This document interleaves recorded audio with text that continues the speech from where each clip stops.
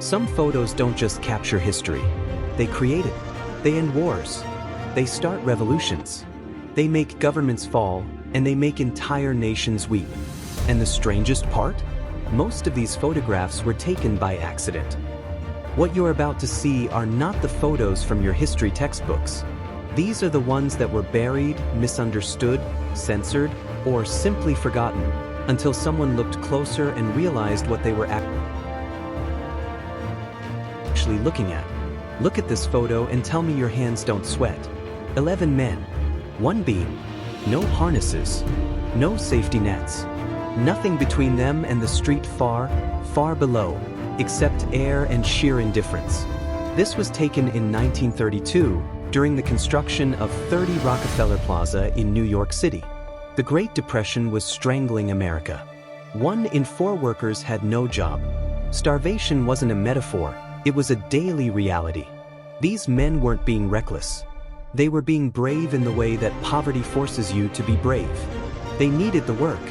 They needed the paycheck. And so they climbed. But here's what most people don't notice when they first see this photo. Look at their faces. They're not terrified.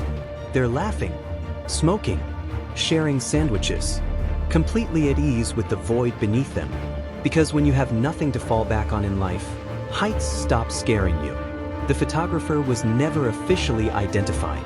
The image was used as a promotional piece for the Rockefeller Center and then largely forgotten until decades later when it was rediscovered and became one of the most iconic images of the 20th century. The next photo, though, someone did know exactly what they were doing, and the world has never forgiven them for it. On June 11, 1963, a 73-year-old Buddhist monk named Thich Quang Duc sat down in the middle of a busy Saigon intersection, crossed his legs, folded his hands, and a fellow monk poured gasoline over his body. He struck the match himself, and for the minutes that followed, as fire consumed him entirely, he did not flinch, did not cry out, did not move a single muscle.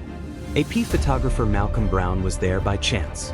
When President Kennedy saw the photograph the next morning, he reportedly said, "No news picture in history has generated so much emotion around the world." The monks' protest was against the South Vietnamese government's brutal oppression of Buddhists. Within months of this photograph spreading across the globe, international pressure forced a political crisis. The government fell. President Diem was assassinated. One man, one act, one photograph. But what makes this image almost impossible to process is not just the fire. It's the stillness, the absolute, terrifying peace on his face. His heart, recovered after the cremation, refused to burn. It's still preserved today in a glass chalice at a Saigon bank, considered a holy relic. And the next photo? It also captured a single act of defiance. But this time, the man had no fire. He only had his body. No one knows his name. On the morning after the Chinese military crackdown on Tiananmen Square, a night in which hundreds, possibly thousands, of pro-democracy protesters were killed, a single man stepped off the sidewalk and stood in front of a column of tanks. He was carrying shopping bags. The lead tank moved to go around him. He stepped in front of it again. It tried the other side. He blocked it again. For several extraordinary minutes, one unarmed man, we don't know if he was a student, a worker, a father, stopped an entire military column through sheer, quiet refusal. 4 photographers captured the moment from different angles, from hotel balconies above the square.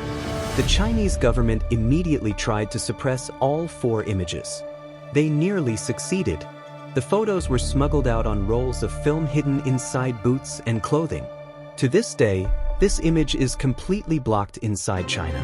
An entire generation of Chinese citizens has grown up never having seen it. If you show it to a young person in Beijing, there's a real chance they will have no idea what they're looking at. The man's identity has never been confirmed. The Chinese government claimed he was never arrested. Witnesses claimed he was pulled away by the crowd. Others believe he was executed. He may have been the bravest person of the 20th century, and we don't even know what to call him. What followed the next photo, though, required no anonymity. because the whole world already knew exactly who she was. Those eyes have been described as the most recognizable eyes in the history of photography. They belong to a girl National Geographic photographer Steve McCurry noticed in a refugee camp in Pakistan in 1984. She was about 12 years old, sitting in a makeshift school tent, clearly reluctant to be photographed. He took one frame. She looked directly into his lens. That photograph ran on the cover of National Geographic in June 1985, with no name, no caption beyond, Afghan Girl. The image became the most recognized cover in the magazine's history. It was everywhere: posters, textbooks, living room walls across the Western world. People wept looking at it. Charities were founded because of it. And yet, nobody knew who she was. For 17 years, she remained nameless. A face that moved the world but belonged to no one. Then in 2002, a National Geographic team returned to Afghanistan with a face recognition expert, a forensic artist, and McCurry himself. After an extensive search, they found her. Her name was Sharbak Gula. She had never seen the photograph. When McCurry showed it to her for the first time, she barely reacted. She had lived through Soviet invasion, the fall of Kabul, the rise of the Taliban. The photograph, to her, meant nothing. No one planned to take it. Apollo 8 was humanity's first crewed mission to orbit the moon. The astronauts' job was to photograph the lunar surface, potential landing sites for future missions. Earth wasn't on the shot list. Then on Christmas Eve, as the spacecraft completed its fourth orbit, Commander Frank Borman rolled the capsule, and astronaut William Anders suddenly gasped. There was Earth, rising.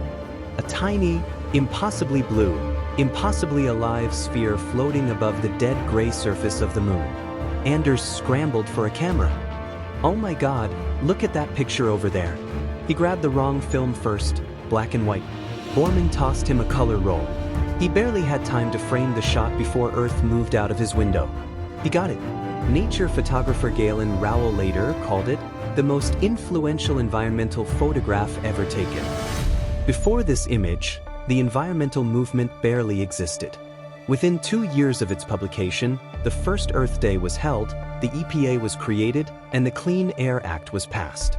Because for the first time in human history, we saw what we had to lose. One tiny, vulnerable sphere. No borders. No divisions. Just blue and white and beautiful and alone.